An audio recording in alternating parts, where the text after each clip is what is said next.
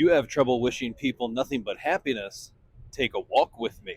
A lot of this has to do with the expectations that you place on yourself, but also the ones that you place on others that you never tell them about.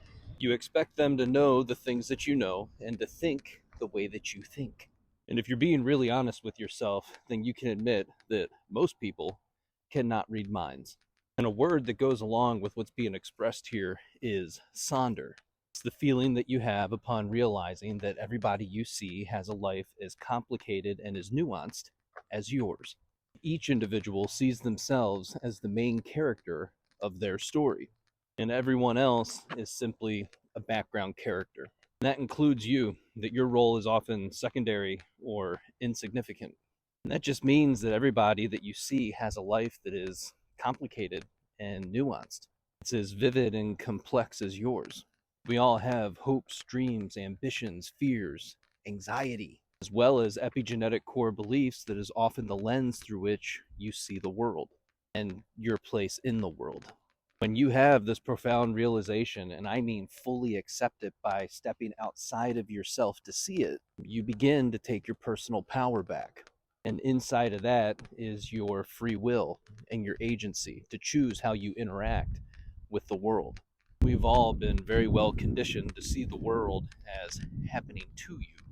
We get confused in trying to understand why the same things keep happening over and over again. Why does this always happen to me? Me, me. When you finally step outside of your me-ness, you begin to realize that it's not your job to fix or change other people. And that if you put in as much energy and effort into your own life as you do into trying to change other people, you would be living more of the life that you desire. You really can't change someone's mind, but you can influence the way someone thinks by being more of who you are. When you show up fully as you, you're going to make a lot of people feel a lot of feelings.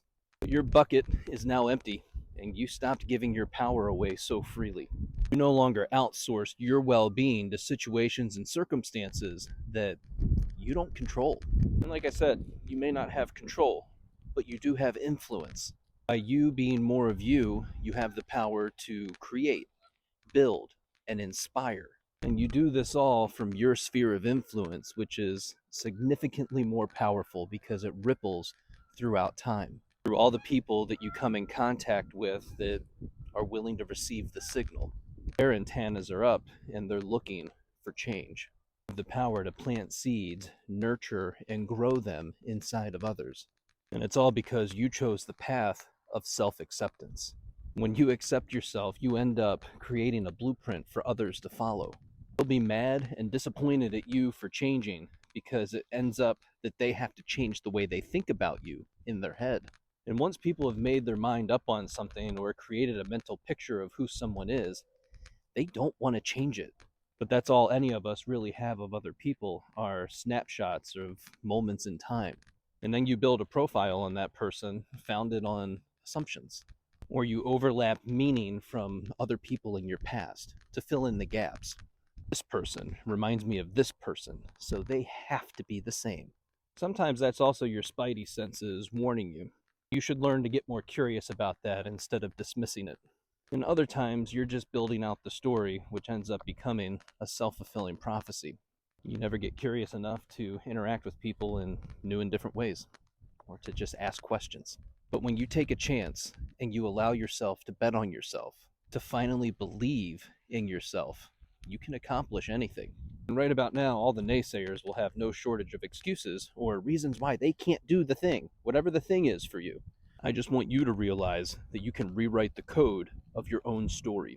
Ask yourself, when was the last time you did anything consistently enough, I mean longer than 90 days, that you can reap the rewards of those results? As you embody your authenticity, there's going to be resistance every step of the way. And those hurdles that get presented to you are for you to learn more about yourself. The problem is we get trapped in the negative energy of that and we allow ourselves to get spun up. And before you know it, you've lost sight of the target that you're trying to reach for yourself. When you finally release that negative energy, you'll begin to see people as they actually are instead of how you wish that they would be. Instead of waiting for your turn to speak, you begin to finally listen to the words that they're saying. And inside of that, they are reflecting back to themselves off of you their own core beliefs and limitations. And that is when you recognize that your job is to wish them to be happy, healthy, wealthy, and well. Pray over them that they find their self worth and authenticity. You have to remember that you're not really in competition with anybody other than who you used to be. Someone else winning at life isn't taking anything away from you. If anything, it's giving you a blueprint that you can look at to begin to create some of the same things in your own life. The world is bigger and more abundant than you've been led to believe. It's time to rewrite the code and get to work.